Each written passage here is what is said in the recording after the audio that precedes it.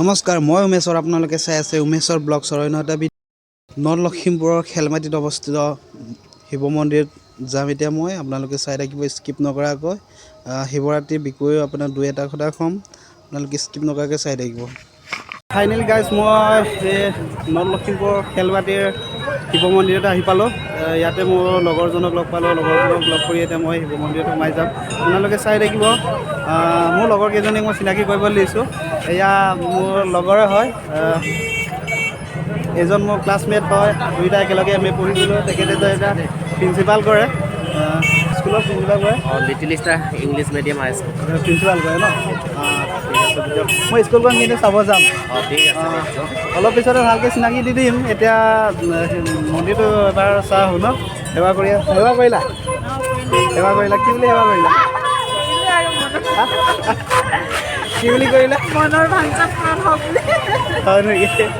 এটা কথা আকৌ দেই, ইয়াতে আপোনাৰ শিৱ মন্দিৰত কি হয়, বেছিভাগ কিন্তু চব মানে আপোনাৰ নাৰীয়ে বেছি পূজা কৰে। ইয়াৰ ৰহস্যটো জানে নেকি?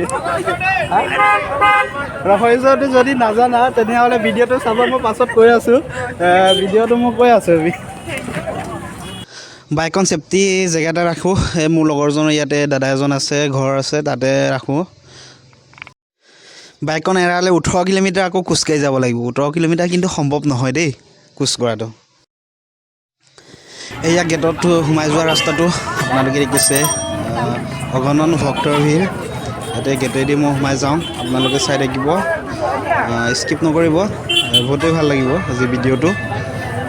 এয়া মই সোমাই গ'লোঁ, এয়া সোমাই গৈছে। এইটো গেট হয়। এয়া আছে বন্তি জ্বলোৱা স্থান হয়। ইয়াতে আমি সকলোৱে আপোনাৰ বন্তি জ্বলাম এতিয়া। আপোনালোকে দেখিছেই মানুহ ভিৰ হৈ আছে, ইয়াতো ভিৰ হৈ আছে। গোটেইখিনি আপোনাৰ বন্তি জ্বলাই আছে। এয়া হৈছে আপোনাৰ প্ৰৱেশ, ধুনীয়াকৈ লিখা আছে। ইয়াৰ পৰা প্ৰৱেশ কৰিব লাগিব। ভিতৰত আমি বন্তিটো জ্বলাব লাগিব। বন্তি জ্বলাই গৈ আমি আপোনাৰ ইয়াৰ পৰা এপাক ঘূৰি আপোনাৰ সিটো চাইডে এটা নন্দী, মানে আপোনাৰ শিৱৰ যিটো নন্দীৰ মূৰ্তি এটা আছে। সেইটো মূৰ্তিয়েদি আমি এক পাক ঘূৰি আপোনাৰ ওপৰলৈ উঠি যোৱা ৰাস্তাটো আছে, আপোনালোকক দেখুৱাম। আহক সকলোৱে চাওঁ।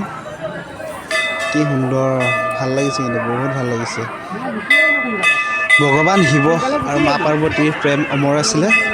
একমাত্ৰ ভগৱান শিৱই আছিলে নেকি, যি কেৱল মা পাৰ্বতীকে ভাল পাইছিলে, অন্য কোনো নাৰীৰ প্ৰতি আসক্ত হোৱা নাছিলে।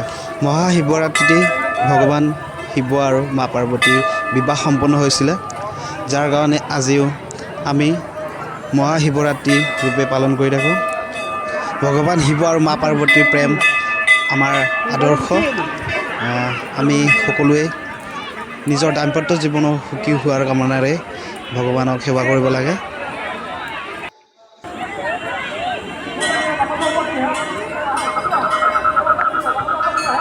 আপোনালোকে দেখিছে ইয়াৰ নন্দীৰ প্ৰতিমূৰ্তি ধুনীয়াকৈ বনাই থোৱা আছে।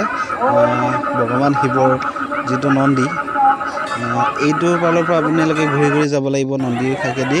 আপোনালোকে এক পাক ঘূৰি আপোনালোকে মন্দিৰত ওপৰলৈ উঠি যাব লাগিব, ষ্টেপৰ ওপৰত উঠি যাব লাগিব। তাতে সেৱা কৰি মন্দিৰটো এক পাক প্ৰদক্ষিণ কৰি আপোনালোকে নামি আহিব লাগিব। এই আপোনালোকে চাই আছে, ধুনীয়া একদম যি সুন্দৰ। এয়া হৈছে নন্দী, সেয়া হৈছে আপোনাৰ লাইন পাতি। এই আপোনালোকে দেখিছে ওপৰলৈ উঠি যোৱা মন্দিৰৰ ষ্টেপটো, গোটেই লাইন পাতি আছে। মানুহ ইমানেই ভিৰ, লাইন পাতি ৰৈ থাকিবলগীয়া হৈছে। আপোনালোকে দেখিছেই মানুহ অগণন ভক্ত আছে, লাইন পাতি থাকিবলগীয়া আছে। বহুত এটাকৈ উঠি গৈছে, গোটেই আপোনাৰ পূৰা লাইন পাতি আছে। চাই থাকক, আপোনালোকে দেখিছে বহুত মানুহ, অগণন মানুহ। কমিটিৰ দ্বাৰা নিয়ন্ত্ৰণ কৰিবলগীয়া হৈছে। এই আপোনাৰ দেখিছে ওপৰত মানুহ কিমান আছে। ৰুমলৈ আহি পালোঁ। আপোনালোকে কমেণ্ট কৰি জনাব কেনেকুৱা লাগিল, আৰু যদি ছাবস্ক্ৰাইব কৰা নাই ছাবস্ক্ৰাইব কৰিবলৈ নাপাহৰিব। চিক্ৰেট এটা কথা ক'ম দেই, আজি কি হ'ল মানে, আজি মই মন্দিৰত উঠিবই নাপালোঁ, চব তলেদি ভিডিঅ' বনাবলগীয়া হ'ল। ৰাতিপুৱা পাহৰি থাকিলোঁ আপোনাৰ শিৱৰাত্ৰি বুলি।